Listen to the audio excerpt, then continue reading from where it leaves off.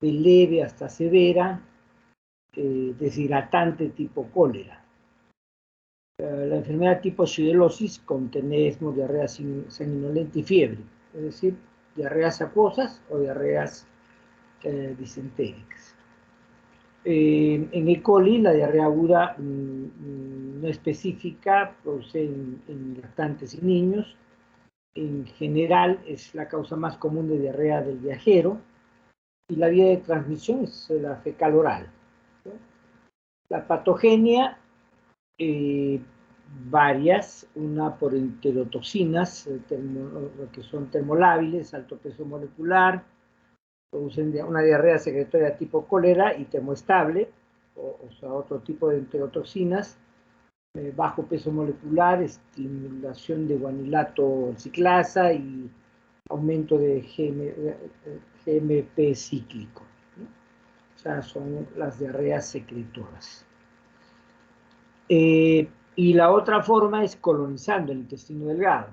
Y la otra por invasión. O sea, ciertas cepas son enteroinvasivas y penetran las células epiteliales de la mucosa, incluido el colon. La clínica puede ser de severidad variable, o sea, la diarrea, leve, con algo de dolor, calambre intestinal, vómitos, heces sueltas, flojas, fiebre baja, hasta diarrea secretora tipo cólera. Y la incubación es relativamente corta, 24 a 48 horas. Y el otro caso, ya dijimos, por infección invasiva, similar a shigellosis, o sea, fiebre, escalofríos, cefalea, mialgias, calambres abdominales, diarrea y disentería. En cualquier gastroenteritis que no haya otro patógeno, en otras palabras, en la gastroenteritis aguda, si logramos aislarlo, el germen. Doctor, disculpe. Sí. ¿Está compartiendo pantalla, doctor? Porque no vemos su pantalla. A la madre. Sí, doctor, disculpe.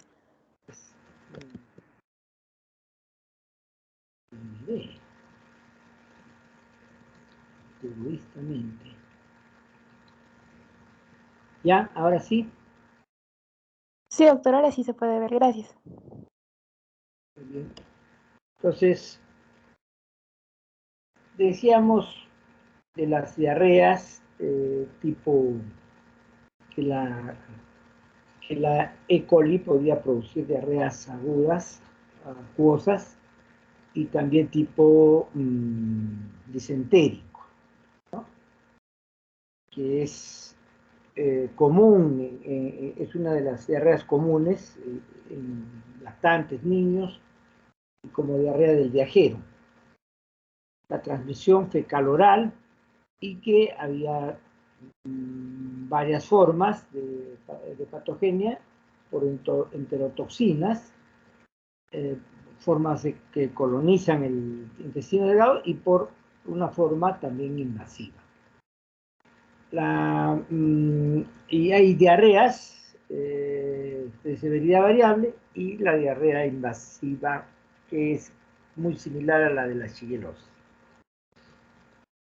En el diagnóstico ya dijimos que hay que sospechar siempre y hay que sospechar cuando la diarrea se da casos de diarrea tipo coleriforme en zonas no endémicas de Vivir cólera, ¿no?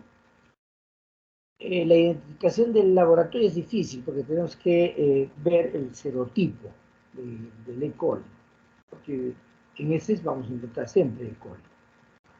Y el tratamiento, en el caso de toxinas, de diarreas secretoras, rehidratación enérgica, los antibióticos pueden evitarse y se puede dar bismuto, salicilato de bismuto, 1 o 2 cucharadas cada 30 minutos por 8 dosis. El efecto es evitar la diarrea y asimismo algo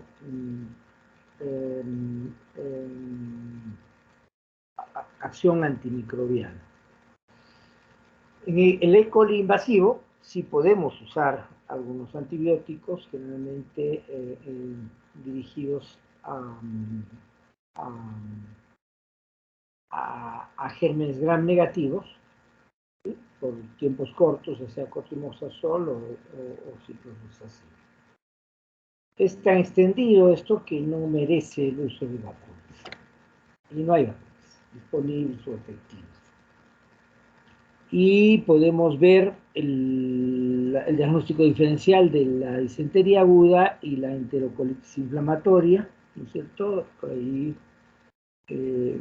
disentería basilar, como se llama, por Shigella, las 4 subespecies, por E. coli invasivo, por Campylobacter, la disentería mediana, la disentería ciliar, por Balantium coli, es la ameba del chancho, filariasis, por Schistosoma japonicum y Manzoni, o sea, no son frecuentes en nuestro país, y otras infecciones parasitarias como Trichinella spiralis, también raro de demostrar, y por Vibrios para hemolíticos y algunas salmonelas, la Salmonella typhimurium. Ya sabemos de la fiebre tifoidea, por Salmonella typhi, la fiebre, la enteritis salmonelósica por Salmonella coleriosus y paratyphi, las yersiniosis por Yersinia enterocolítica y la disentería espirillar. Hay algunos casos de infección por gonococos, una proctitis que va a producir problemas de este tipo, el pético, el herpes, las clamidias, los sífilis. Y hay otros síndromes como la enterocolitis necrotizante del recién nacido, la enteritis necrotizante, la enterocolitis pseudomembranosa por Clostridium difficile, que vamos a verlo más adelante, la diverticulitis, la tiflitis. Y hay otras enfermedades o procesos inflamatorios crónicos del intestino, el E. coli enteropatogénico y enteroagregativo, la sífilis, la tuberculosis gastrointestinal, la micosis gastrointestinal, parásitos entéricos. Y otros síndromes que no son de causa infecciosa, como la colitis ulcerativa idiopática, la enfermedad de Crohn, la enteritis por radiación, la colitis isquémica y las enteritis alérgicas. Todo esto entra en los diagnósticos diferenciales de enfermedades disentéricas e invasivas. Esto es para ver los E. colis enteroinvasivos y los serotipos.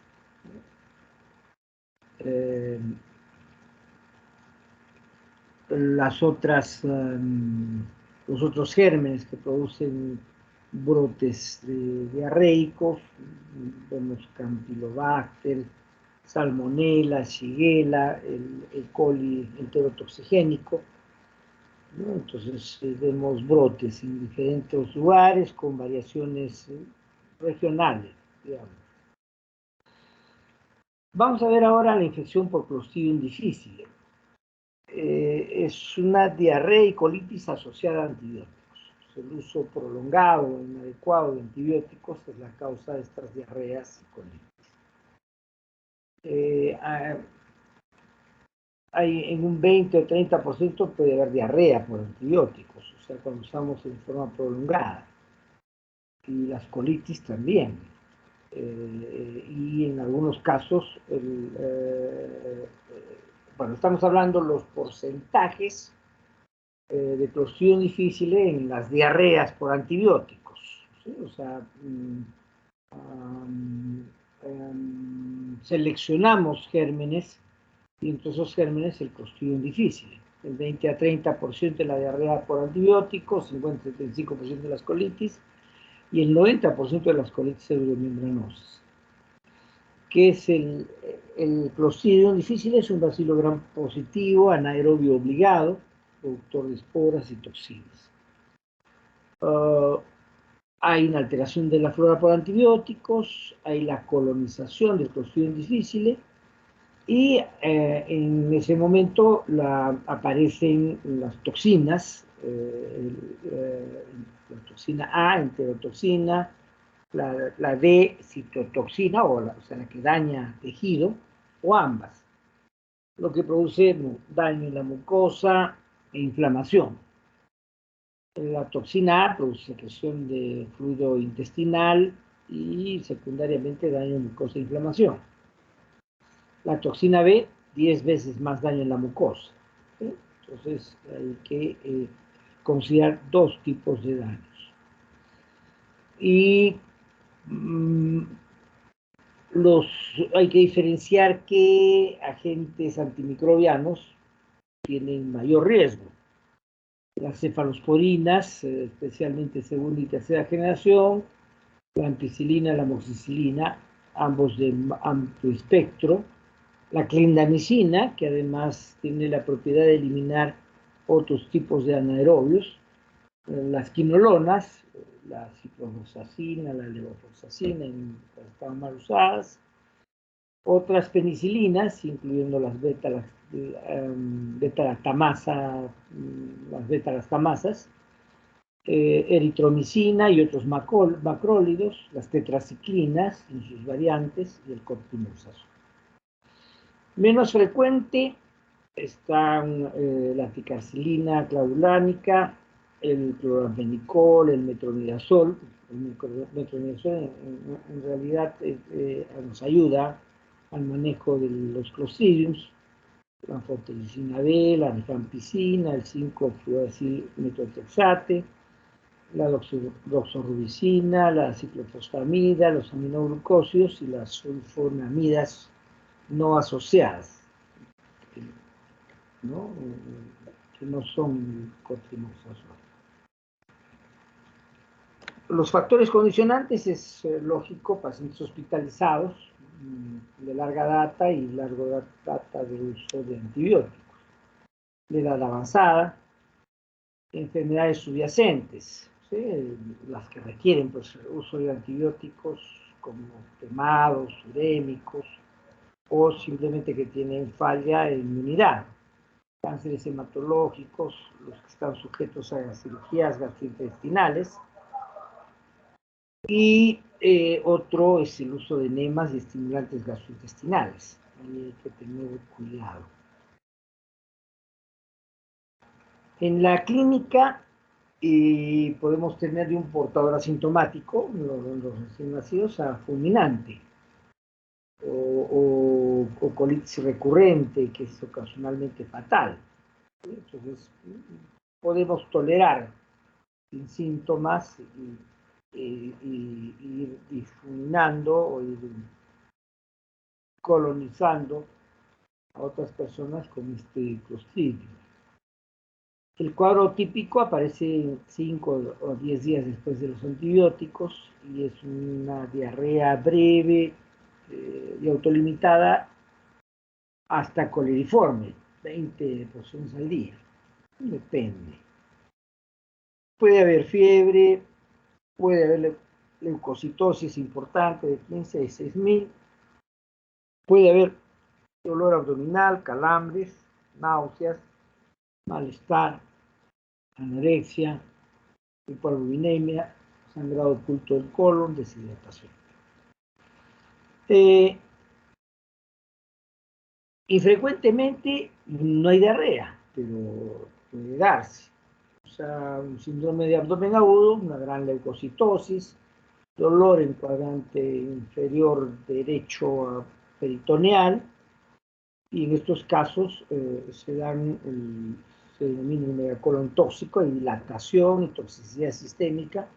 O sea, simplemente el tema es que no se elimina las diarreas. No hay diarreas, pero sí hay una gran proliferación del germen y una gran retención de líquidos en el intestino. Otras complicaciones pueden ser la perforación colónica, el vólvulo, la enteropatía perdedora de proteínas, que justamente se asocia a la pérdida de albúminas, la diarrea recurrente. En otros casos se puede dar bacteriemia, abscesos esplénicos, osteomielitis, artritis, tenosynovitis reactiva, síndrome de Reiter. Y el diagnóstico diferencial es otras infecciones intestinales, como la salmonelosis. Hay que ver medicamentos como la colitis isquémica,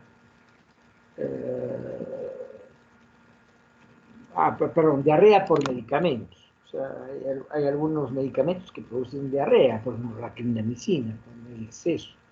No solo por desplazamiento bacteriano, sino propiamente por acción del medicamento. La colitis isquémica, enfermedad inflamatoria intestinal que ya hemos descrito, y la sepsis intraabdominal. El diagnóstico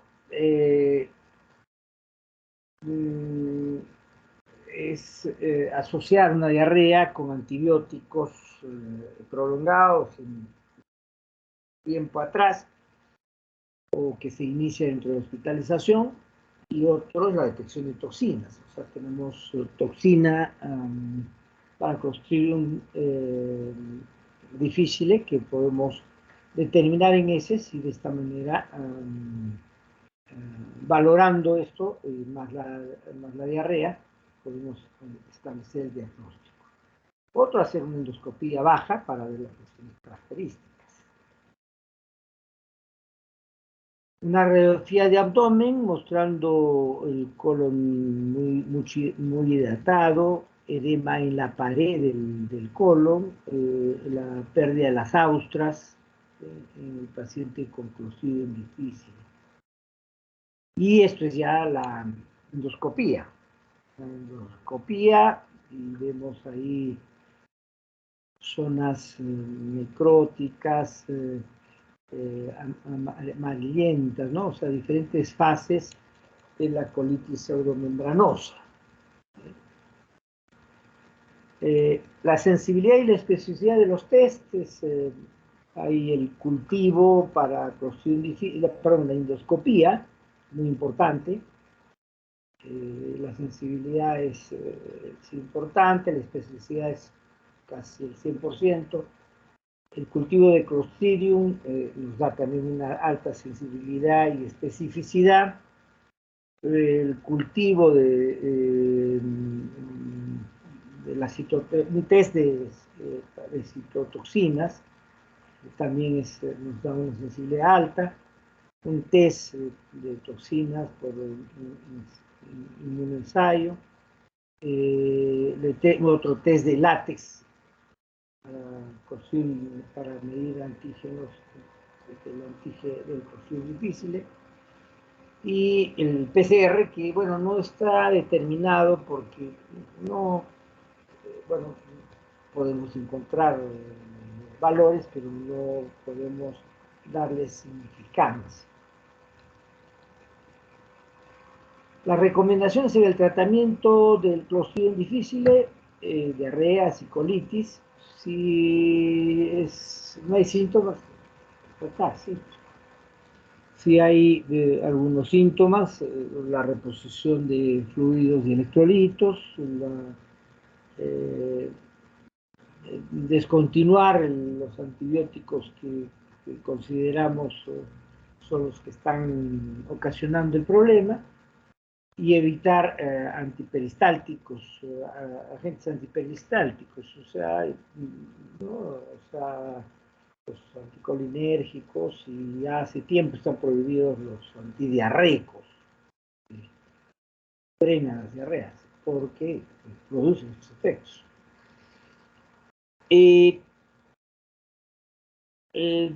Para leve o moderada infección, además, se usa el metronidazol, ya dijimos, 3 veces por día, 500 por 10 a 14 días. Y si no hay respuesta al metronidazol, o hay intolerancia, porque a veces no se tolera la vía oral al metronidazol por su sabor metálico, ahí produce trastornos digestivos, podemos usar la vancomicina, La vancomicina, 125 miligramos, o sea, dosis bajita, 4 veces por día por 10 a 14 días. Bioral, o sea, preparamos en un frasquito, añadimos la dosis y la ingerimos de un solo. Esto actúa por vía de luz, no se absorbe la vancomicina, ¿sí? Para recurrencias podemos dar pulsos ya de vancomicina, o sea, ahí vemos ahí un esquema para dar por bastante tiempo. Primero hay que determinar la necesidad. Y otros tratamientos, ya cuando hay recurrencia, la vancomicina oral, seguida de rifaximin, lo disponemos, 400 miligramos oralmente 2 veces por día por 14 días. Podemos dar inmunoglobulinas, ¿no? También. Y los probióticos, o sea, los reemplazantes de flora, y hay también lo que llamamos el trasplante fecal,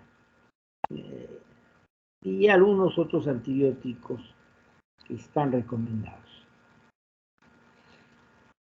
El cólera es una enfermedad infecciosa aguda por la enterotoxina producida por el virus cólera en el intestino delgado. Se da en epidemias, una rápida y masiva pérdida del líquido gastrointestinal, depresión salina, o sea, electrolítica, acidosis y shock. O sea, hay que actuar muy rápidamente. El virus cólera es un bacilo aerobio negativo, un bacilo corto, ligeramente curvo, flagelar y móvil. Aerobio y tiene un antígeno O y otro H. Hay seis pandemias entre 1817 y 1992. La última la tuvimos nosotros. En 1991 el brote se inició en Perú, en la zona central. No recuerdo si en Lima o en el norte, pero el brote fue en 1991. Y vemos los casos reportados de cólera. ¿Sí? Primero vemos la fase endémica entre el 84 y el 90, luego el brote en América, básicamente en el Perú, y se extendió a otros países con litoral, y duró hasta el 98. Acá nosotros optimistamente nos dijeron que había durado 2 años, pero los médicos eran los que seguían, ¿sí? Y luego se extiende a otros países, ¿no? Entonces, ¿cuál es su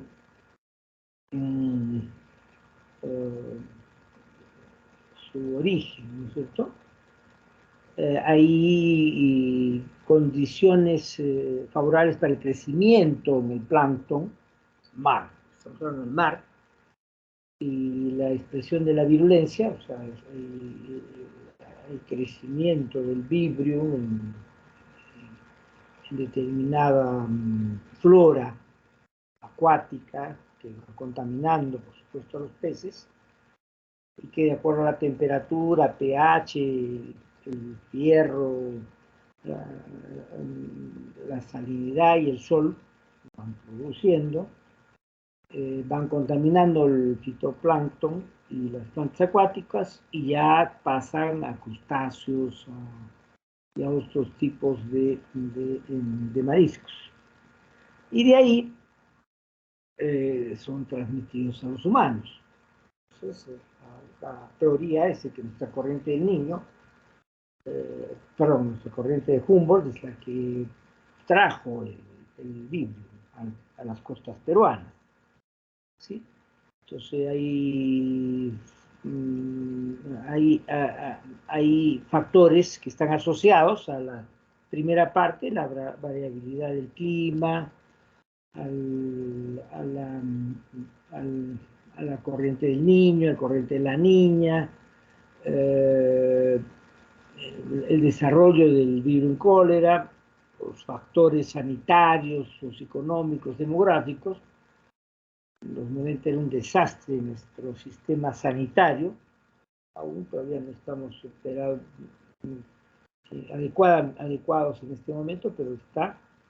Y hay otros factores como la luz del sol, la temperatura, las lluvias, los monzones, ¿no? Ese es el modelo que nos propone Coldwell. Se ingieren los virus cóleras viables, se multiplican en intestino delgado,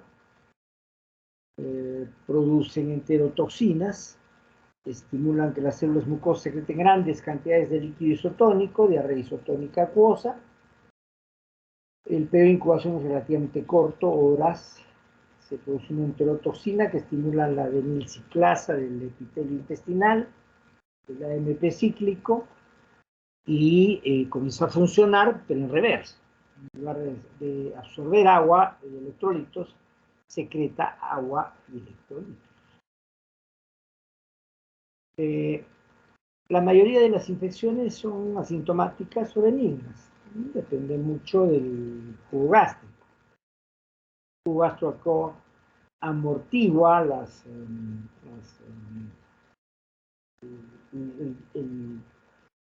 la bacteria, la amortigua, y le da, nos da unas infecciones muy leves, muy benignas, diarreas leves, ¿no? Pero en otros casos, dependiendo del jugo gástrico, la debilidad de nuestro organismo, varios factores, la enfermedad es grave, ¿sí?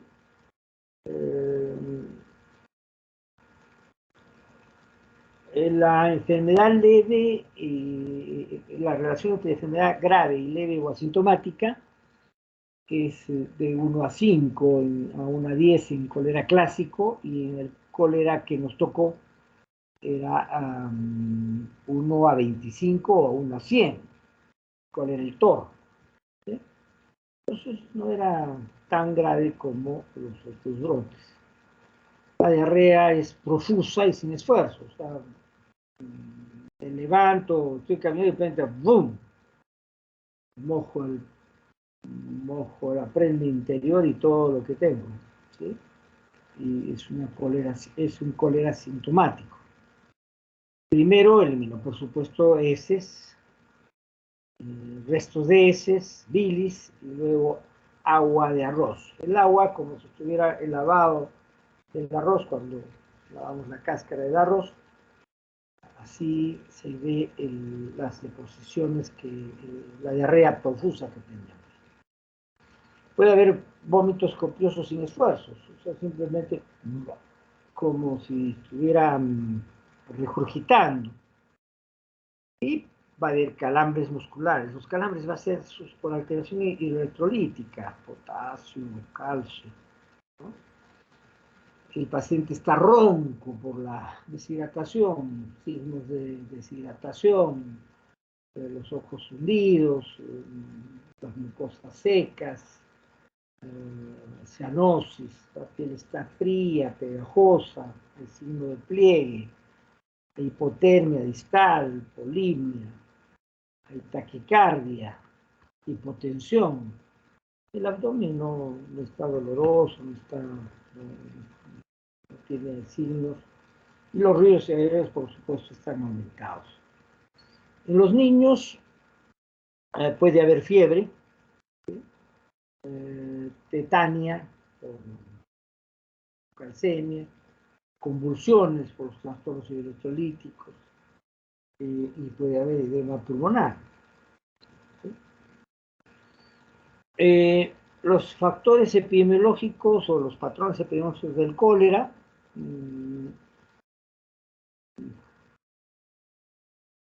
Hay edades de gran riesgo.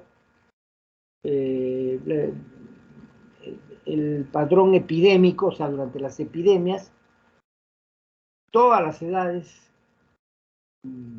niños, jóvenes, adultos mayores, y en el patrón endémico, o sea, cuando entre los brotes epidémicos, es más en los niños y en las personas de menor edad, de 2 a 15 años, que tienen más riesgo de mala higiene al ingerir alimentos. Los modos de transmisión es fecal oral, cuando hay epidemias. Y en el patrón endémico es fuentes de agua, acceso de fuentes de agua contaminados. ¿Sí? O sea, hay más, no es tan generalizado, hay brotes de acuerdo a lugares, zonas rurales, periurbanas. El reservorio en el patrón epidémico dice ahí ninguno, pero yo diría el ser humano, pero nosotros somos los reservorios y seguimos diseminando con las heces. En el patrón endémico son los reservorios acuáticos. ¿Sí? Las infecciones asintomáticas son menos comunes, pero en la etapa endémica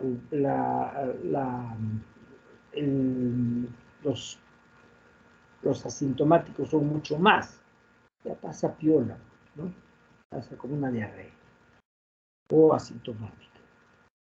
La inmunidad de la población en la endemia no existía inmunidad.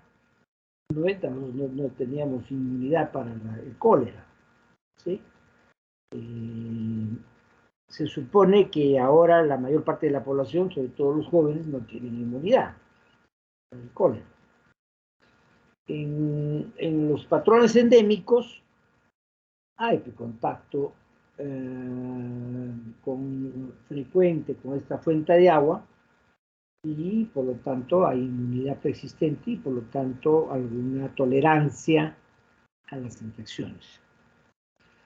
La diseminación secundaria en el patrón epidémico es alta y en el patrón endémico baja. El diagnóstico es por cuadro clínico. En epidemia instalada no es problema. Hubo el brote, si no me equivoco, en Lima, y cultivaron el cólera, lo aislaron, la toxina, lo aislaron, determinaron el biotipo, bla, bla, ya.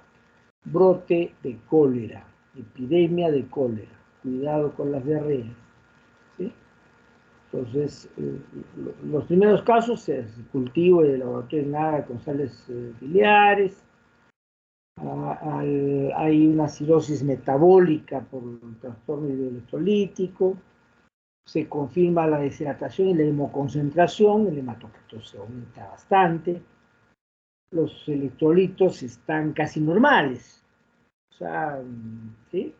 O sea, es una diarrea isotónica, pierdo líquido en forma casi total. El agua y sus electrolitos los pierdo juntos, pero pierdo más bicarbonato. El bicarbonato se baja a 7, 18 mil equivalentes por litro. ¿Sí? Entonces se nos quiere reponer. ¿Cuál es el tratamiento? Ya aprendimos, ¿no? O sea, rápido, diarrea, cólera, chocar, no chocar, calculo su reemplazo, y al toque la enfermera, una vía en el brazo derecho, una vía en el brazo izquierdo, una aguja de alto calibre y el inicio con cloruro de sodio y potasio a chorro. Ya después mejoramos con unas soluciones polielectrolíticas, donde salimos atrás, y rápidamente reemplazamos a chorro hasta encontrar de nuevo la presión, hasta que baja la taquicardia, ¿no? La diarrea no nos preocupamos, le ponemos una chata y sigue haciendo diarrea y vamos cambiando, a veces había camas adecuadas para que la presión fuera directo al balde. Y luego ya en algún momento, de acuerdo a la severidad, pasábamos a la vía oral a mucha velocidad, pero en otros casos que la diarrea no era muy brutal, podíamos iniciar con tratamientos orales. Antibióticos, sí, dábamos antibióticos 2-3 días para eliminar el vibrio, ¿sí? Para evitar la colonización y también la transmisión. Como dice ahí, establecíamos centros de tratamiento, toda una sala para los pacientes de cólera. ¿Sí? ¿Por qué? Porque había que hacer tratamientos intensivos, médicos, enfermeras, evaluaciones, ¿no? Muy frecuentes. La diarrea puede durar 12 horas a 7 días. Ahí ya vemos ya los periodos críticos. Y los hallazgos clínicos de acuerdo al grado de deshidratación. ¿Sí? Entonces, ahí veíamos, por ejemplo, el grado de deshidratación leve. Miren lo que digo. Leve, menos de 5%. El paciente está despierto, alerta, el pulso está normal, la intensidad está normal, la respiración está normal, la presión sistólica está normal, no hay signo del pliegue, se retrae rápido, los ojos están normales, no están hundidos, la voz normal, todavía está produciendo orina normal.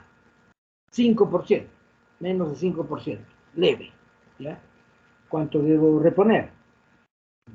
Digamos, un paciente de 70 kilos, 5%, 3 litros y medio.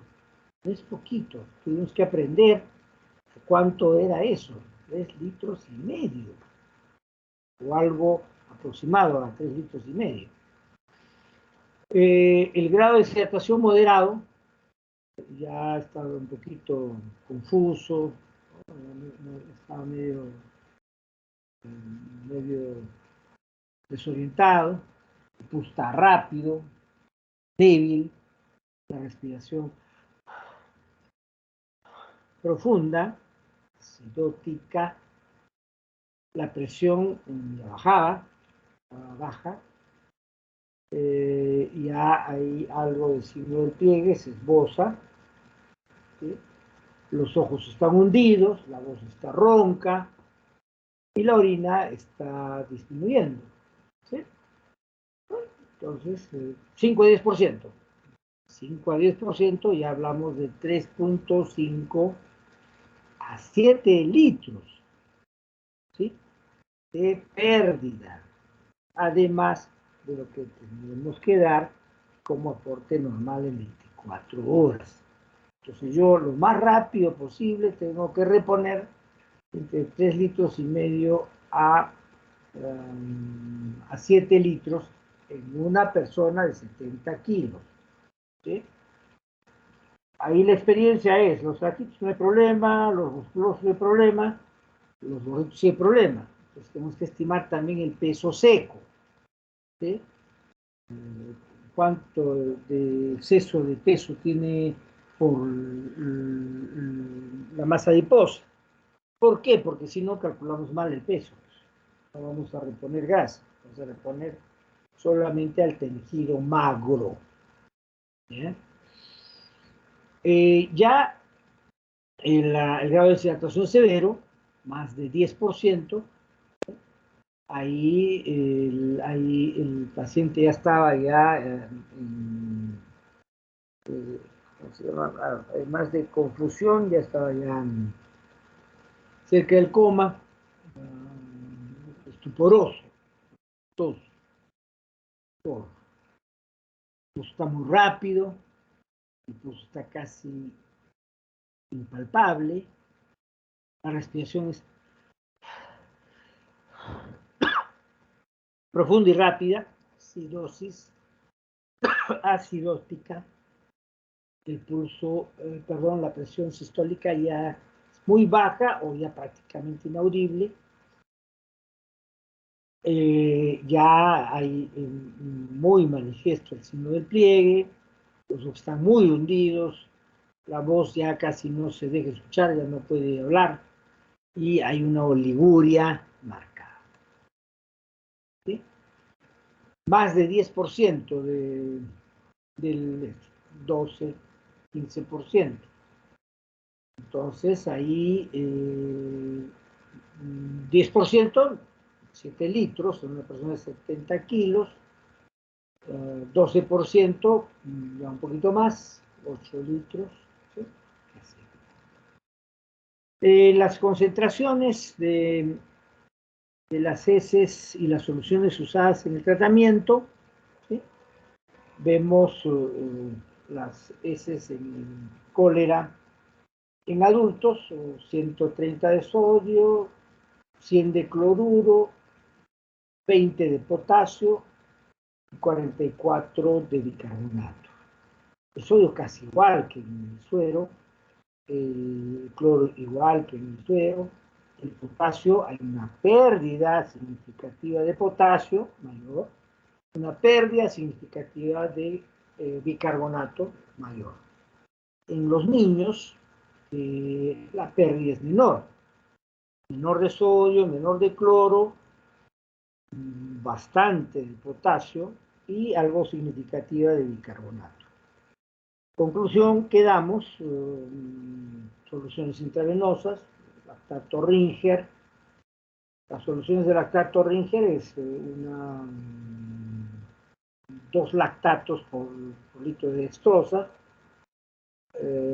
o la solución DACA, que de África, la solución salina normal, 154 de sodio, 154 de cloro, 9 por 1000, ¿sí?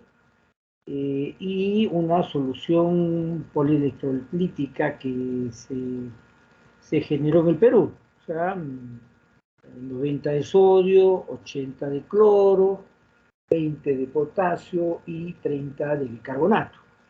Y glucosa. O sea, ya en los criterios generales de rehidratación se determinó hace años con los niños para rehidratarlos que se necesitaba glucosa. ¿Glucosa para qué? Glucosa para activar los mecanismos metabólicos, o sea, la energía para producir la absorción. Si no había glucosa, no había absorción. Y hay otros componentes, otras fórmulas, solución intravenosa de la OMS con osmolaridad más baja. Entonces, teníamos disponible y en cualquier momento lo podríamos reactivar la solución polielectrolítica peruana o la solución salina normal o el uso de lactato Ringer, ¿sí? Con asociado a glucosa, ¿sí? A dextrosa al 5%. Eso nos ayudaría al 5 o al 10% para compensar no solo los déficits electrolíticos, acuosos, sino también el déficit calórico, que es importante para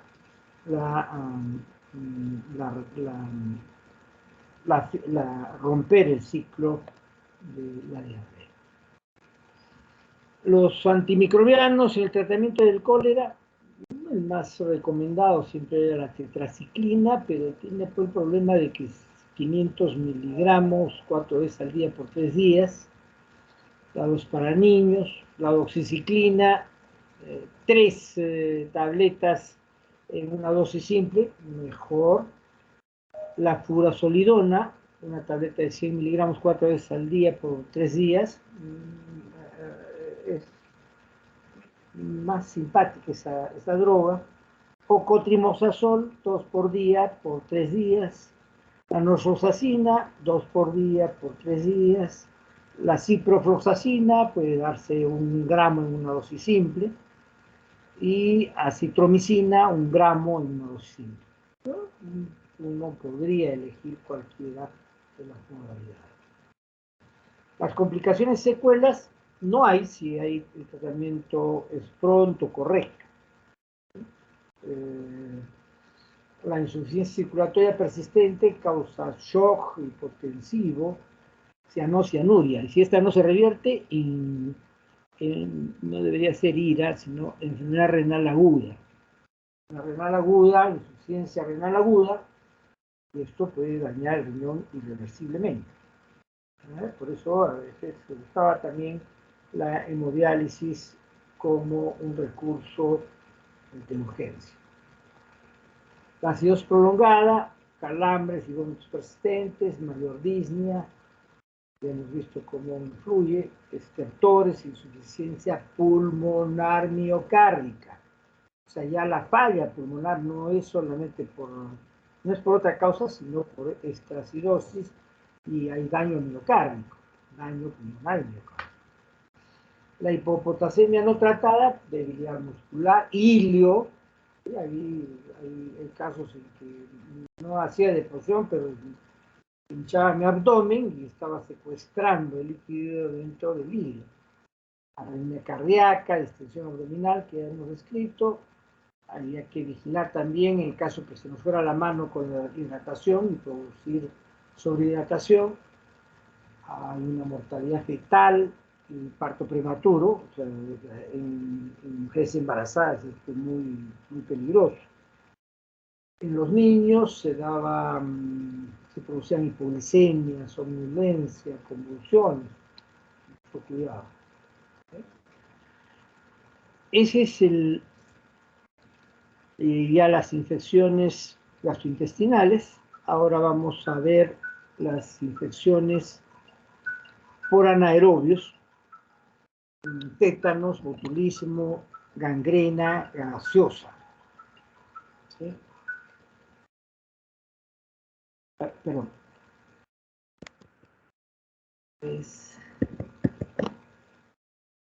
Me estoy compartiendo.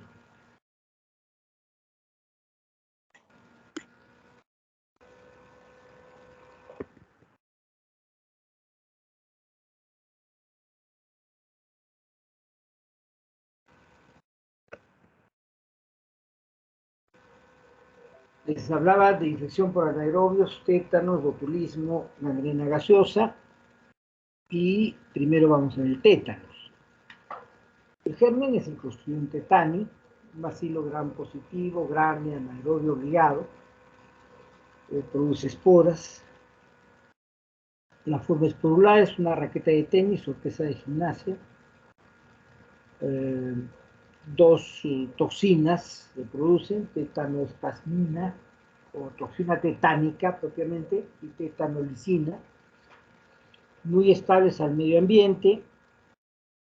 La tetanospasmina es transportada al sistema nervioso central donde se fija. ¿Sí? El tiempo de incubación es más o menos 7 a 8 días, un rango de 1 a 54 días. ¿Sí? Hay 4 tipos. Bueno, ahí creo que nos falta la forma como la adquirimos, ¿no es cierto? Entonces hay antecedentes de contacto de heridas en el campo, en contacto con fierros oxidados, ¿no?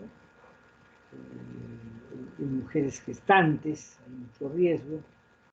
Entonces, la afección tetánica tiene un antecedente epidemiológico más o menos claro, heridas, no curadas o no bien curadas, y en contacto con algunos elementos sospechosos, como hemos señalado. El tiempo de incubación es de 7 a 8 días, el rango es largazo, unos 94 días, y hay 4 tipos. La generalizada, más conocida, hay inquietud y cefalea, risa sardónica, con los músculos de la cara totalmente contraídos, el trismus, la rigidez de la mandíbula, rigidez de los músculos a predominio dorsal, ¿sí? O sea, toda la parte dorsal está como contraída hacia atrás, los pistótonos, el extremo, y hay convulsiones tónicas. Convulsiones tónicas no son temblores, ¿no? Sino son rigideces generalizadas, frecuentes y agotadoras, porque hay una contractura muscular tremenda.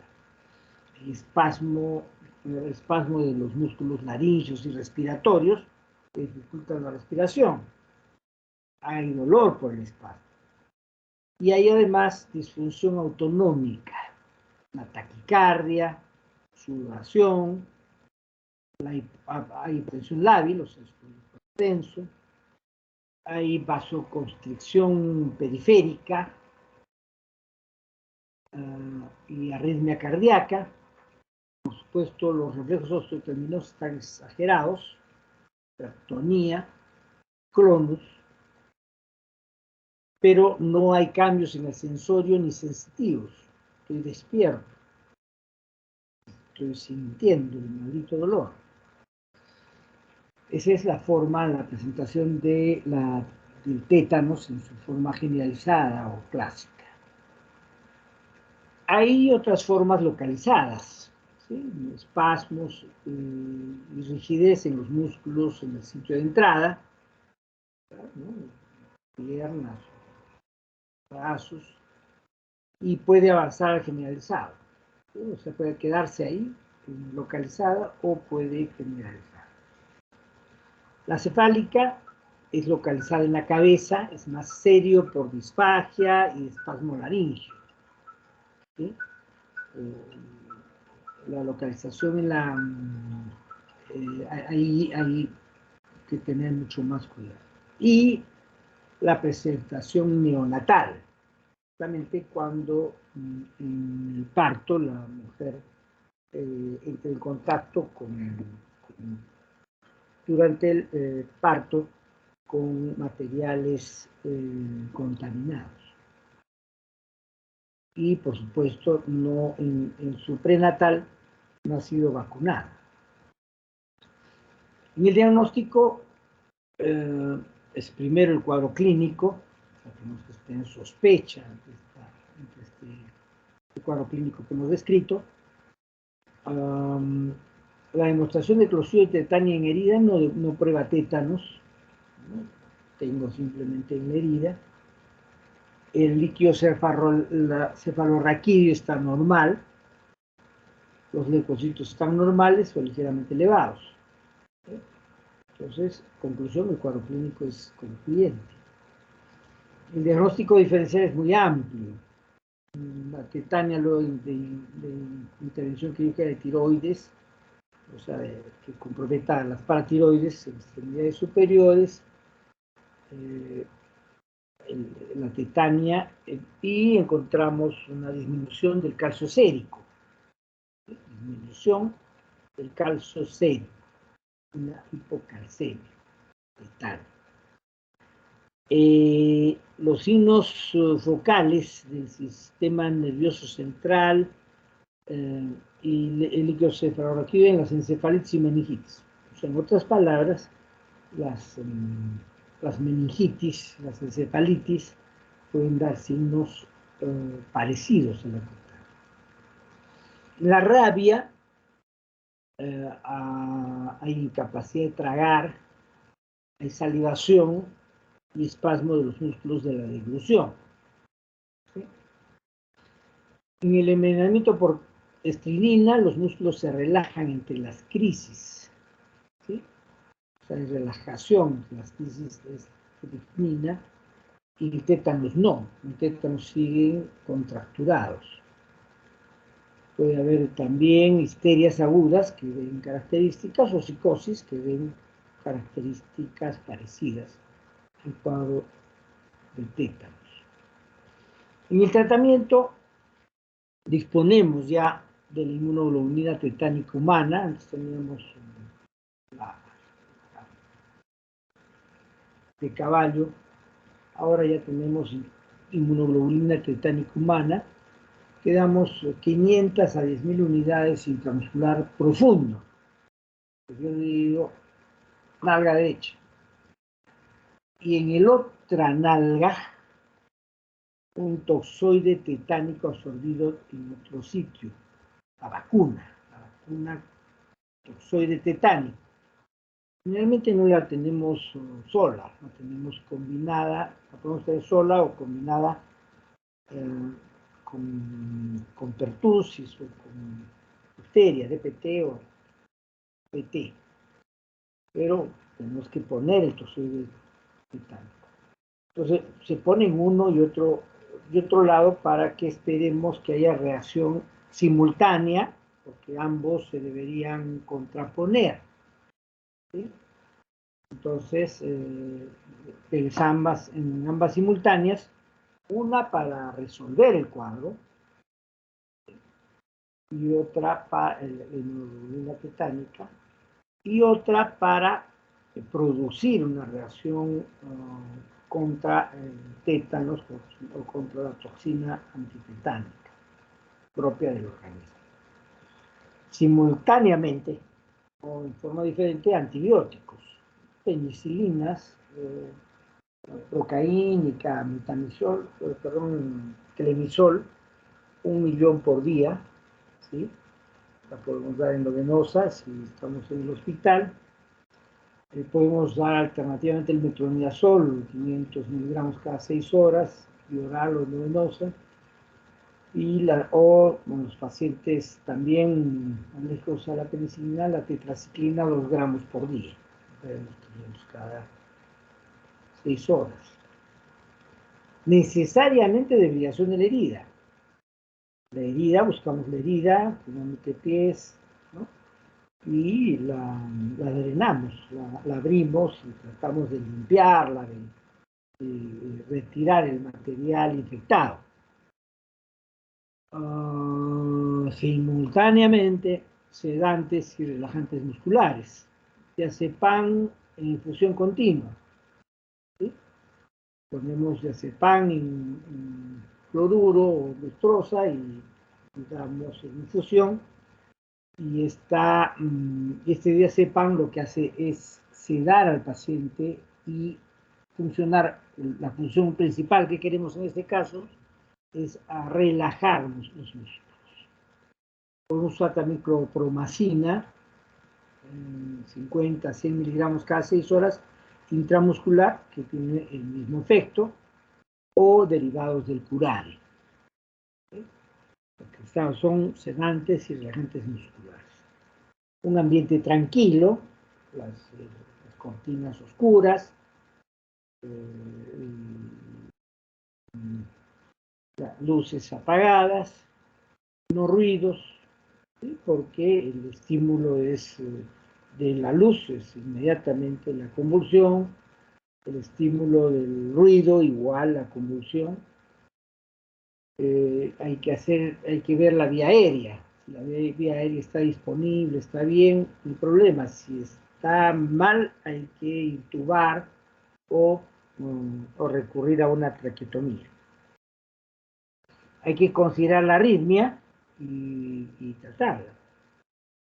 Y hay que ver la nutrición e hidratación adecuada. Hay que tener en cuenta que el tétanos es una situación hipercatabólica, muy importante. Entonces hay que hacer nutrición enteral o parenteral e hidratación adecuada. Los cuidados de enfermería son importantísimos, la movilización, ¿no? La limpieza, etc. En la profilaxis, las vacunas son toxoide tetánico, ¿no? Nosotros tenemos 3 dosis en el primer año de vida, combinadas con la triple o la doble. Ahí dice, ¿no? Primera y segunda con intervalo de 4 a 6 semanas, tercera 6 a 12 meses después, en las embarazadas, en mujeres embarazadas, y en personas incompletamente inmunizadas o que tienen riesgo laboral. En pacientes con heridas, yo tengo un paciente que viene con una herida y está en el campo y ha tenido contacto con heces de corral, qué sé yo, le pongo el toxoide tetánico absorbido intramuscular, ¿sí? O sea, la vacuna, y hay que debridar las heridas, se puede dar, hay que evaluar si damos inmunoglobulina tetánica al toque o no, y podemos dar penicilina o amoxicilinas para tratar o evitar la infección. Y aquí protocolos de manejo en el tétanos generalizado, diagnóstico y esterilización, primera hora luego de la presentación, asistencia aérea y ventilación, muestras de antitoxina y otros para hacer diagnóstico diferencial, determinar la puerta de entrada, buscar la puerta de entrada, el tiempo de incubación, el estado de la inmunización, la historia de la inmunización, las benztropinas, otro tipo, la difenhidramina y otros, ¿no? La benzodiazepina, diazepam u otros, la avena, dentro de las primeras 24 horas, la inmunoglobulina tetánica humana, 500 unidades, en un sitio diferente, la vacuna, empezar metronidazol, traqueotomía si es necesario, debridación de heridas, la hiperalimentación, ¿no? Y las benzodiazepinas, 2 o 3 semanas, igual manejo de la hiperactividad simpática, la hipotensión, la bradicardia, las heparinas profilácticas, camas del agua, uso de benzodiazepina, la rehabilitación y ver otras medidas. Pues acá lo tienen completo para que lo revisen. Vamos a ver el botulismo. El botulismo es un Clostridium botulinum, un bacilo gram positivo, anaerobe estricto, con esporas. Las toxinas van de la A a la G, tienen un pH neutro o alcalino que favorece la producción, resistente al calor. Los tipos, botulismo alimentario, infantil y de herida. En otras zonas del mundo hay las costumbres de que el pescado crudo pues, es ahumado, curado, fermentado, y también eso se hace con otros alimentos y carnes preservadas, carnes caseros, mantenidos a temperatura ambiente varios días. Las conservas mal preparadas, especialmente de verduras, son fuentes de este Clostridium botulinum. Puede contaminar las heridas también con reproducción del germen y producir las toxinas de tipos A y B. Y en niños de 3 a 26 semanas pueden tener botulismo secundario, ingesta de esporas de Clostridium botulinum, y el consumo de miel en estas edades tempranas, costumbres raras, por supuesto, se han atribuido como fuente de contagio. En la clínica, los síntomas pueden ser tan rápidos como en 2 horas, a 3 a 8 días. El inicio es precoz, la enfermedad es muy severa, o sea, si el inicio es precoz, perdón, de enfermedad severa y con peor pronóstico, hay compromiso simétrico de los nervios faciales, parálisis o debilidad descendente, diplopía, disfagia, disartria, parálisis respiratoria, ¿sí? Como en el caso de tétanos, las funciones cognitivas, motores, corticales y sensitivas también. Hay una disfunción autónoma, boca seca, estreñimiento, náuseas, vómitos y diarrea.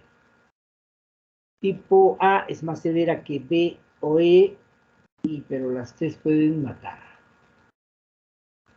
Tipo E es más síntomas gastrointestinales, síntomas recurrentes neurológicos,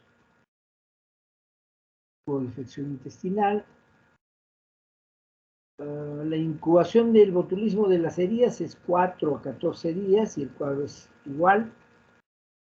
Y en el botulismo infantil hay hipotonía aguda, debilidad muscular generalizada y aspecto flácido, estreñimiento, infusión débil, tosis palpebral, disminución del reflejo de arcada, pérdida de fuerza de los músculos cervicales.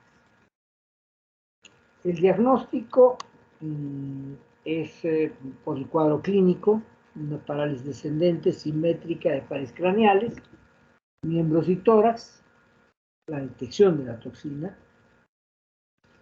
Y el diagnóstico diferencial son una mastenia gravis, una debilidad no simétrica que se acentúa con un mito repetitivo, o sea que esa es la diferencia, y el síndrome de Guillain-Barré, que es una parálisis ascendente que respeta los pares craneales y hay anomalía sensitiva. ¿Sí? El líquido cefalorraquídeo es anormal. Recordemos que el síndrome de Guillain-Barré hay una mielitis. Y los síntomas en botulismo, disfagia, boca seca, diplopía, disartria, debilidad de miembros superiores, miembros inferiores, visión nublada, disnea, parestesias, estreñimiento, náuseas, vómitos, ¿no? Calambres abdominales, diarrea, fatiga, boca seca, faringe seca, mareo. Y en los hallazgos, las tosis palpebrales, qué sé yo, disminución de los reflejos, oftalmoparesias, parálisis faciales, debilidad de la lengua, pupilas fijas y dilatadas, nistagmus, debilidad de miembros superiores, inferiores, ataxia. Y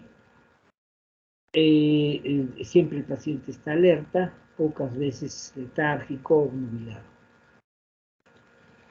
En el tratamiento, la antitoxina trivalente, 2 viales endovenosos y luego de 2 horas 2 más.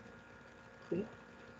El manejo de fiapodio, especialmente el ventilatorio, hay que considerar la ventilación mecánica y la traqueotomía. Hay que usar catárticos para eliminar las toxinas. Y hay que usar penicilinas endovenosas, especialmente en el tipo E, también en el botulismo de heridas o infantil. Una alternativa en alérgicos es el metronidazol endovenoso y, por supuesto, la debridación de heridas. El pronóstico, los casos de mortalidad va de 2 a 1 a 25 a 1. Si hay mejora, no hay secuelas a largo plazo. La prevención es el control de alimentos envasados y enlatados, sobre todo los caseros. No se recomienda la vacunación general y no hay inmunidad protectora, o sea, se puede repetir. Ahora vamos a ver el tema de las gangrenas gaseosas. La gangrena gaseosa es una enfermedad de progresión rápida, muy toxémica, muy tóxica, de riesgo mortal por invasión de piel o músculo esquelético por Clostridium patógeno. Después de traumas severos o procedimientos quirúrgicos, necrosis, autolisis con poca reacción inflamatoria, Y parte de la toxemia son taquicardia, hipotensión y compromiso sensorial. El germen son varios clostridiums, los perfringes, septicum, novi, sordeli, histolítico y fallax. El Clostridium perfringens tipo A domina con 90 a 95% de los casos. Son parte de la flora intestinal normal, también en la piel de nalgas, muslos y perineo, las zonas perianales.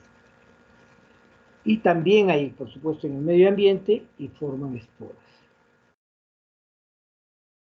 La patogenia, hay virulencia, la virulencia se da por potentes exotoxinas y la capacidad de crecer rápidamente en condiciones favorables. Los tejidos lacerados o aplastados o muertos tienen potenciales reos de menos 150 a menos 250 milivoltios, y es donde crecen mejor. Las infecciones endógenas son las más, y las infecciones exógenas son las menos. Los factores de riesgo: la intervención quirúrgica, gastrointestinal, de vías biliares, el aborto séptico, el pie diabético, las quemaduras, las enfermedades como cáncer, los traumatismos vehiculares, laborales, heridas por arma de fuego blanca, el cierre inadecuado precoz de heridas abiertas, hay que tener cuidado, y una debridación inadecuada. La clínica es que 24 a 48 horas de la infección aparece pesadez o dolor en la zona que está fría, pálida, hinchada, piel tensa, blanca, lustrosa. Hay una secreción sedosa, acuosa y oscura. Hay una decoloración bronceada, parda, y tenas de paredes delgadas, llenas de líquido oscuro que contiene Clostridium. Hay un aspecto de carne cocida, rojo ladrillo, placas de necrosis franca que se extienden, una reacción sistémica con mialgias, taquicardia, sudor, inquietud, y en pocas horas estamos tóxicos con postración, hipotensión, agitación y embotamiento. Puede haber fiebre y más raras veces hipotermia. Sin tratamiento rápido hay un shock séptico refractario, insuficiencia circulatoria, depresión del sistema nervioso central y muerte. El diagnóstico: el reconocimiento y tratamiento temprano. El reconocimiento y tratamiento temprano son vitales. Hay que hacer un examen quirúrgico del músculo afectado. El dolor persistente de la herida quirúrgica traumática debe evaluarse. Heridas operatorias o heridas traumáticas. Los yesos y heridas suturadas deben abrirse. O sea, cuando hay dolor, sospecho, lo abro el yeso y exploro. Las heridas que están suturadas y les duele mucho, lo abro y veo. Los vendajes y apósitos, quitarse para evaluar la herida. Hay que mirarle. La crepitación de la herida por producción de gas es muy importante, es un signo muy importante. El gram de exudado de herida es positivo para Clostridium, bacilos gruesos, gram positivos, y producen pocos neutrófilos, o sea, poca reacción inflamatoria. La bacteriemia en mielonecrosis avanzada, 5 a 10%. Hay leucocitosis, baja de hemoglobina, aumento de la transaminasa oxalacética y glutamicopirúvica, y puede haber una ligera elevación de las bilirrubinas, CPK, la mioglobina, las aldolasas, las deshidrogenasas lácticas se elevan tardíamente y no son muy patognomónicas. En el tratamiento usamos la resección total del músculo afectado.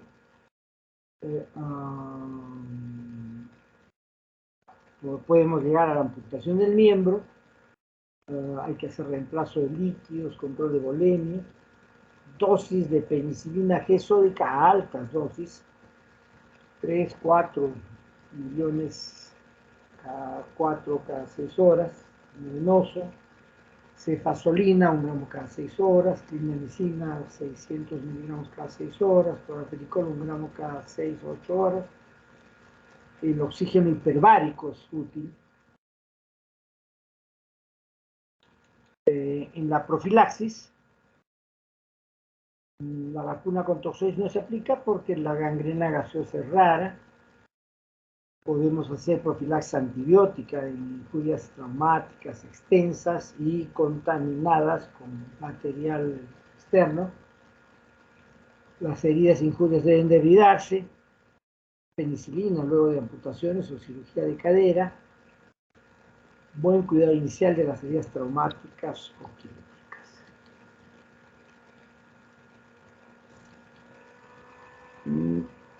Tenemos media horita, vamos a avanzar algo de las infecciones virales. Primero vamos a ver influenza. Doctor, aún no podemos ver su pantalla compartida.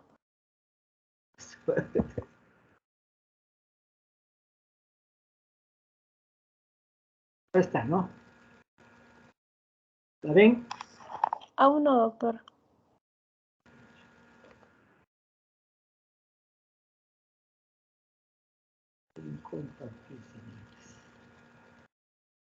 Ya, ahora sí.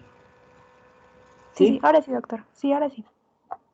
Entonces, vamos a ver las infecciones virales, influenza, mononucleosis infecciosa, hantavirus, hepatitis virales. Influenza. Es una enfermedad febril aguda y usualmente autolimitada, causada por influenza A, B o C. Y las tasas de ataque son de 10 a 40% durante el brote, que dura 5 a 6 semanas y que es estacional. Lo que hay es fiebre, malestar, tos, mialgias, y pueden producir faringitis, CRUF, o pseudocruf más exactamente, traqueobronquitis, bronquiolitis, neumonía y resfriado común. El diagnóstico diferencial es con otros virus, rinovirus, adenovirus, enterovirus, ¿sí? Que son los que producen los resfriados comunes. La influenza tipo A tiene 8 productos genéticos, entre los cuales destacan la hemaglutinina H y la neuraminidasa N. Ambas suben cambios menores con frecuencia, o sea, en otras palabras, producen variantes, como estamos hablando ahora tanto del COVID, que le llamamos desplazamiento antigénico, ¿sí? No vamos a encontrar virus de influenza iguales, van variando con la estancia en cada hospedero. Y eso se produce en tiempos prolongados, pero hay desplazamiento antigénico, cambios menores. Los cambios mayores en la tipología ya es lo que llamamos el movimiento antigénico. Es el surgimiento de otra cepa, de otra, no variante, sino otra cepa, otro tipo de influenza. Y por lo tanto, ya en la epidemiología vemos que la influenza se presenta en epidemias, brotes que llegan un máximo 2 a 3 semanas y duran entre 5 a 6 semanas. Generalmente, ya más adelante lo decimos, y ahí aumentan las infecciones respiratorias altas. Infección respiratoria alta. ¿Qué es una infección respiratoria alta? La que produce la influenza, la que produce los resfríos comunes, ¿sí? O simplemente el resfrío por frío. resfrío por el frío, por causa física. Y si nosotros ponemos a frío extremo, nuestra mucosa nasal, nuestras mucosas respiratorias, se afecta, se inflama, ¿sí? Y también esa inflamación es, por supuesto, por estas afecciones virales, ¿sí? Estas son las IRAS. Las IRAS para nosotros son muy importantes, infecciones respiratorias altas, porque afectan a poblaciones, a toda la población, pero especialmente a niños pequeños, lactantes, menores de un año, niños menores de 5 años, y producen complicaciones, o mayores de 65 años, adultos mayores, o personas con problemas de riesgo, como enfermedad pulmonar obstructiva crónica, fallas cardíacas u otra patología que los tenga debilitados, ¿no es cierto? Entonces aumentan las infecciones respiratorias altas y comienzan a complicarse con neumonías y desarrollos o complicaciones de FOCRU e insuficiencia cardíaca crónica. Y por lo tanto aumenta la mortalidad. Entonces hay pandemias, no hemos hablado de epidemia o brote estacional, pero hay pandemias por determinado grupo de nuevas cepas de influenza. Las epidemias se producen de octubre a abril, el otoño y el invierno norte, y en mayo a septiembre en el sur. Aquí en Arequipa, mayo, agosto, ¿no? Ya después empiezan las primaveras. Y la patogenia es la transmisión por microgotas, pero también hay transmisión por contacto de manos, a través de las fomites, que son las gotas grandes que emitimos, que caen sobre superficies, y nosotros con el contacto de manos o de alimentos las ingerimos. La incubación va de 1 a 2 días, pero puede prolongarse de 1 a 10 días. En el epitelio de la mucosa respiratoria se absorbe por las células donde se replica el virus y puede producir la muerte de las células de la mucosa respiratoria. Y hay una descarga viral precoz en 24 a 48 horas. Perdón. En 24 a 48 horas. Ya hay síntomas sistémicos, fiebre, malestar, lo que sugiere una diseminación hematógena. Entonces, primero ha colonizado la vía respiratoria alta y luego ya empieza los temas generales con fiebre, malestar, orexia, ¿no? Eso es diseminación hematógena. En la neumonía viral hay una gran hemorragia, formación de membranas hialinas y pocos polimorfos nucleares, ¿sí?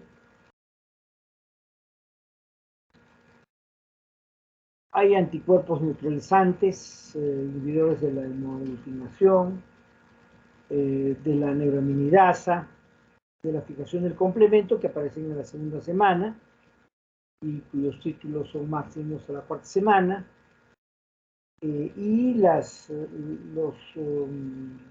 estos anticuerpos neutralizantes duran meses a años, ¿no? Son parte de nuestra inmunidad. Estas pruebas distinguen cepas y subtipos, o sea, quiere decir que son específicas.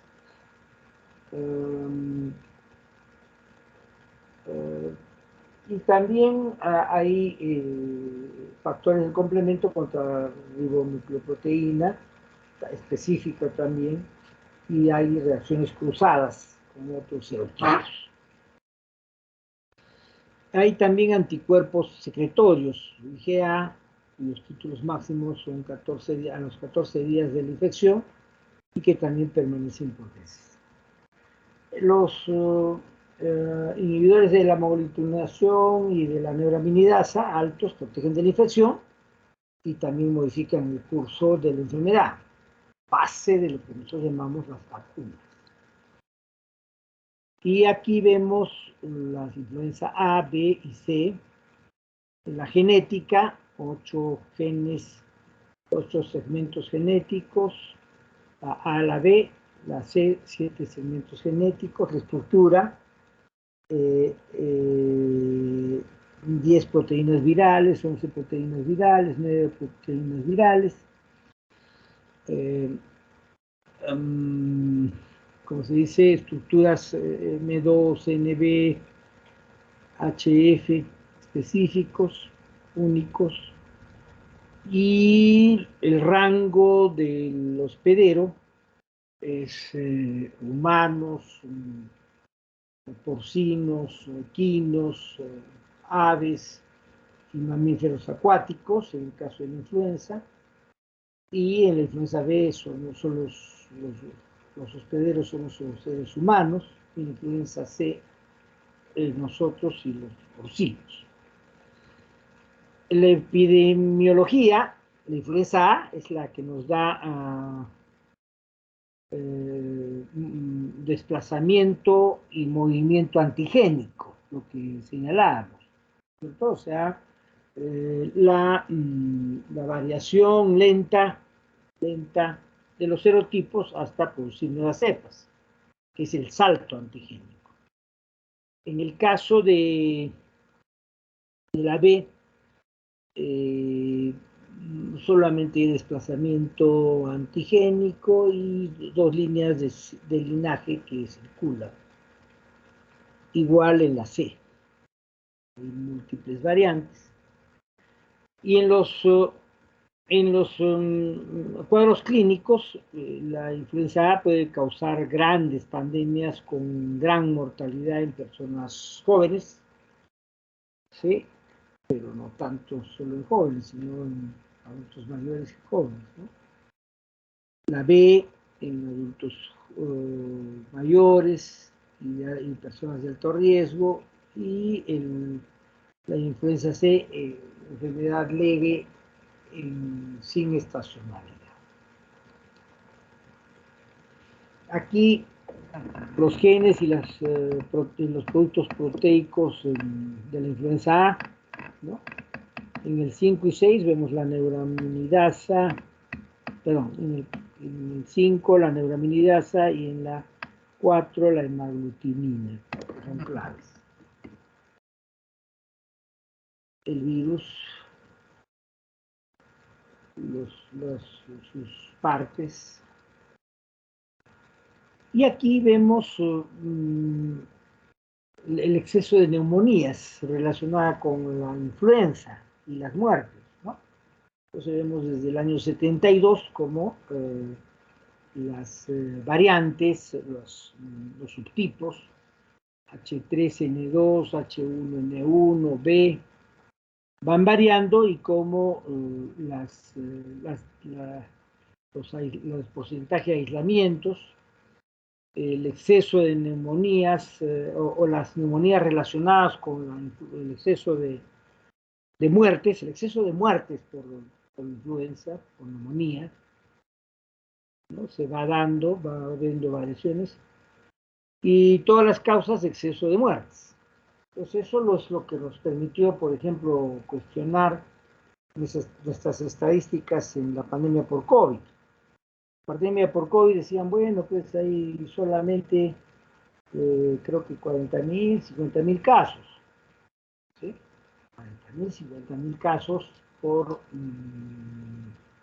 demostrados, o sea, con serología demostrada. Entonces, y eso no es lo que no está de acuerdo con la epidemiología, porque lo que estimamos es la mortalidad anual y la mortalidad estimada. ¿Sí? La mortalidad va progresando de acuerdo a la cantidad de población.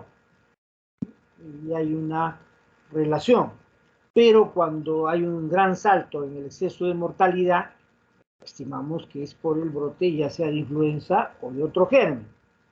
y el exceso de muertes de 50.000 o 60.000 tuvo que saltar a 200.000 por el exceso de muertes por COVID-19.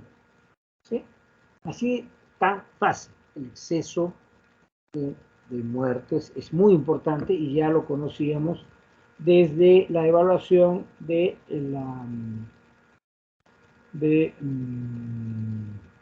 la influenza, el exceso de neumonías y el exceso de muertes. Y aquí vemos los grupos etarios, ¿no? En la etapa interpandémica, bueno, las hospitalizaciones, la mortalidad, ¿no? Entonces vemos que aumentan de acuerdo a las edades, al grupo etario, los pequeños, como decíamos, y los mayores. ¿Por qué? Porque son los que tienen más riesgo en los brotes pandémicos. Esta otra figura nos muestra el ausentismo laboral, ¿no? en brotes estacionales. La visita a la sala de emergencias, ¿no? Y las enfermedades respiratorias. Entonces vemos que hay una correlación. Aumentan porque aumentan los problemas respiratorios, tanto las iras como las neumonías. Y vemos también las admisiones simultáneas por neumonía. Entonces los adultos va aumentando, los muchachos va disminuyendo. Y la neumonía y la mortalidad relacionada a la neumonía por influenza. Y también ya la influenza por estación. Este cuadrito nos demuestra los periodos interpandémicos, ¿no? Entonces empieza una pandemia y luego se estabiliza y los casos disminuyen en los periodos anuales, ¿no? Estacionales, y van disminuyendo, ¿no? Por un linaje, por un serotipo, y luego este es el acumulado hasta que aparece otro serotipo que produce otra pandemia, ¿sí? Y empieza de nuevo el ciclo, ¿sí? Aquí vemos las pandemias de influenza, de lo que tenemos idea desde el 1880, H2N2 en los 90 a 1900, H3N8 al 1900, del 900 al 18, perdón.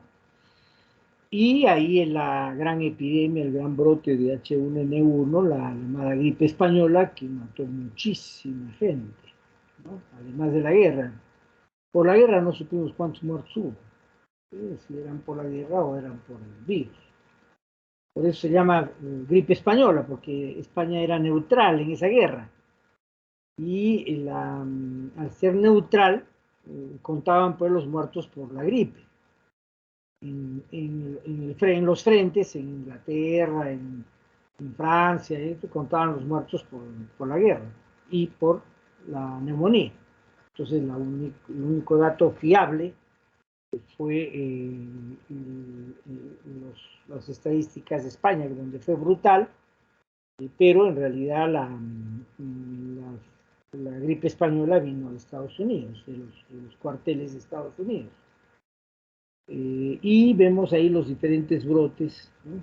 En el 18, en el 47, en el 57, en el 68, la gripe porcina en el 76, ¿no? Hasta el 2000. El siguiente brote fue el 2009, en nuestro caso.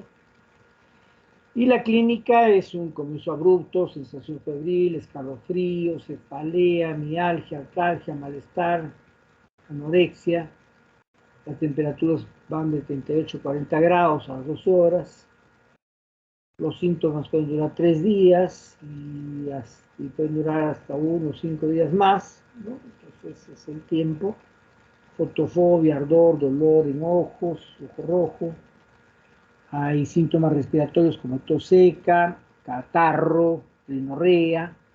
Puede haber obstrucción nasal, ronquera, garganta seca, dolorida. Y el paciente está tóxico, tiene rubor facial, piel húmeda, caliente, ojos acuosos, enrojecidos.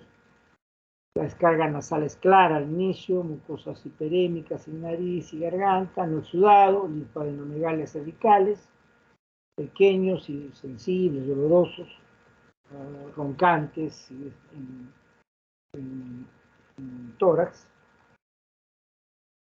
Los síntomas y signos, 3 o 4 días, luego cae la fiebre, hay tos, cansancio, malestar, 1 o 2 semanas más, pero ya se resolvió. La influenza C es un resfrío común. Y aquí comparamos las complicaciones pulmonares de la influenza, ¿no? Por ejemplo, una neumonía viral primaria, generalmente en personas con enfermedades cardiovasculares, embarazadas, adultos jóvenes, progresa los 3 días del cuadro viral, o sea, una progresión lenta después de los 3 días. O sea, después de los 3 días comienzo a tener problemas respiratorios, tengo hallazgos bilaterales al examen físico, no hay consolidación, o sea, no hay síndrome de condensación, eso vamos a explicarlo. Ahí hablamos de neumonitis, ¿por qué? Porque no hay exudación. La bacteriología del esputo es una flora normal. En la radiografía encontramos hallazgos bilaterales mínimos, ¿sí? Y ahí en la sangre hay leucocitos con desviación izquierda y se puede aislar el virus de la influenza en un test, ¿sí? La respuesta a antibióticos no responde y la mortalidad es alta, ¿sí? La neumonía secundaria bacteriana se produce en adultos mayores y con enfermedades pulmonares. Hay un empeoramiento luego de los 3 días del cuadro de influencia viral. En el examen físico hay condensación. El esputo ya hay un germen que domina, generalmente el neumococo, el estafilococo o el hemófilus. En la radiografía hay consolidación, hay condensación, hay leucocitosis con desviación izquierda también. El virus puede o no aislarse y hay respuesta a antibióticos, sí, porque es una complicación bacteriana. Y la mortalidad es baja si actuamos adecuadamente. Pero puede haber una mixtura, o sea, una neumonía viral y bacteriana, ¿no? Entonces ya todos los casos se combinan, enfermedades cardiovasculares, adultos jóvenes, embarazadas, adultos mayores, pacientes con enfermedad pulmonar. Se combinan los síntomas de ambos, ¿no? Hay empeoramiento después de 3 días de la gripe, hay condensación, encontramos gérmenes, hay condensación en la radiografía, hay leucocitosis con desviación izquierda y aislamos el virus, además que hemos aislado a las bacterias. La respuesta a antibióticos se da y la mortalidad varía, pues. O sea, que si logramos controlar la neumonía bacteriana y la otra neumonía nos da algo de oportunidad. La neumonía viral localizada, después de los 3 días de proceso de resfriado, hay un área comprometida, la flora está normal, un segmento infiltrado, los leucocitos están normales, se aísla el virus y la mortalidad es relativamente baja. Las complicaciones, ya dijimos, neumonía primaria viral por influenza, neumonía bacteriana secundaria, neumonía mixta, pseudo-CRUP, o sea, la afección, una inflamación laringotraqueobronquial, ¿no? Con gran producción de secreciones y edema de mucosas, puede producir una falla respiratoria, una obstructiva, y hay que actuar, sobre todo en niños pequeños. Se exacerban las enfermedades pulmonares obstructivas crónicas. Hay otras complicaciones no pulmonares, miositis, más en B que en A. Puede haber complicaciones cardíacas, miocarditis y pericarditis en influenza A y B. En el sistema nervioso central puede darse un síndrome de Guillain-Barré. Puede darse también un síndrome de Rayet, más por B que por A. El hígado está amarillo, pálido, por gotitas de lípidos, depósitos, y daño del sistema nervioso central, aparentemente por toxinas. El tratamiento es aspirinas, antihistamínicos, lo que llamamos un antigripal. Tratamos de evitar los que tienen antigripales con efedrina porque pueden ser contraproducentes en pacientes cardíacos, hipertensos. Bastante líquidos y contamos con antivirales como el oseltamivir, que nos ayuda si lo damos en forma precoz, 75 miligramos, tabletas, cada 12 horas por 5 días, es el tratamiento. Ya dijimos el tratamiento hidroelectrolítico, en caso de ser necesario oxígeno, en el caso de ser necesario intubación, en el caso de ser necesario traqueotomía, la ventilación asistida en los 2 últimos casos. Antibióticos de ser necesarios y los oseltamivir, como hemos dicho. Acá hay la relación entre los antivirales. Nunca hemos estado muy satisfechos, pero el oseltamivir es lo que recomendamos. La inmunización se da en grupos de riesgo. Recomendamos entre los niños y adolescentes entre los 6 y los 18 años, creo que en Perú hasta los niños de 5 años. Las recomendaciones para adultos de alto riesgo es las personas mayores de 50 años, las mujeres en embarazo, las personas con enfermedad crónica pulmonar, asma, problemas cardiovasculares, renales, hepáticos, hematológicos, diabetes, los que tienen inmunosupresión, los infectados por VIH,